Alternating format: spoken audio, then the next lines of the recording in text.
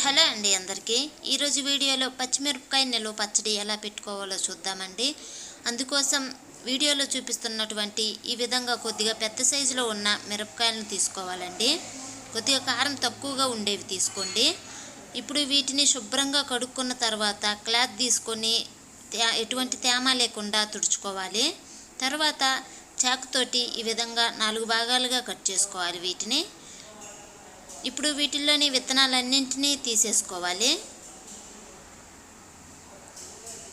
విత్తనాలన్నింటినీ తీసేసుకోవటం వల్ల ఈ పచ్చడి అనేది ఊరిన తర్వాత మంట తక్కువగా ఉంటుంది. చూడండి, ఈ విధంగా కట్ చేసుకొని అన్నింటినీ పక్కన పెట్టుకోవాలి.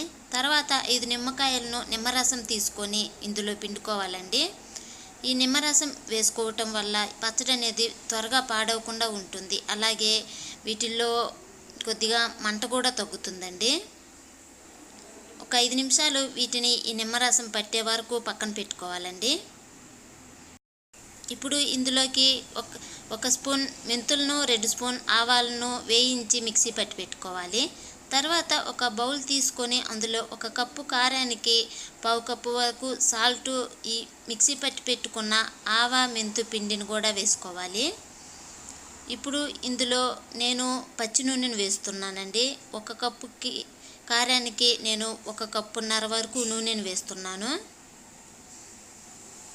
మీకు ఎక్కువ కావాలంటే ఇంకా కొద్దిగా ఎక్కువైనా వేసుకోవచ్చండి. ఇప్పుడు ఈ మొత్తాన్ని ఒకసారి బాగా కలుపుకోవాలి.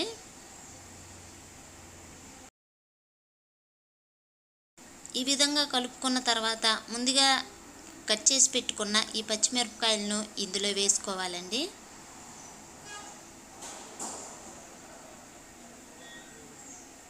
పచ్చిమిరపకాయలు వేసుకున్న తర్వాత మిగిలిన నిమ్మరసాన్ని కూడా వేసేసుకోండి. తర్వాత పొక్కు తీసి పెట్టుకున్న ఒక 20 వరకు వెల్లుల్లిపాయలను కూడా వేసుకోవాలి. ఇప్పుడు ఈ మొత్తాన్ని చేతితోటి బాగా కలుపుకోండి. చేతితోటి కలుపుకున్నారంటే ఈ పచ్చడి అనేది బాగా కలుస్తుంది. అంతేనండి, పచ్చిమిరపకాయ ఆవకాయ రెడీ అయిపోయినట్లే. దీన్ని మూత పెట్టుకొని మరుసటి రోజు తిన్నామంటే టేస్ట్ అయితే అదిరిపోతుందండి. చివరిగా మీకు ఈ వీడియో నచ్చినట్లయితే ఇంకా మంచి రెసిపీస్ కోసం మన ఛానల్ని సబ్స్క్రైబ్ చేసుకొని ఒక లైక్ చేయడం మాత్రం మర్చిపోవద్దండి. ప్లీజ్ అండి. ఇంకొక మంచి వంటకంతో మళ్ళీ మీ ముందుకు వస్తానండి. థ్యాంక్ యూ అండి.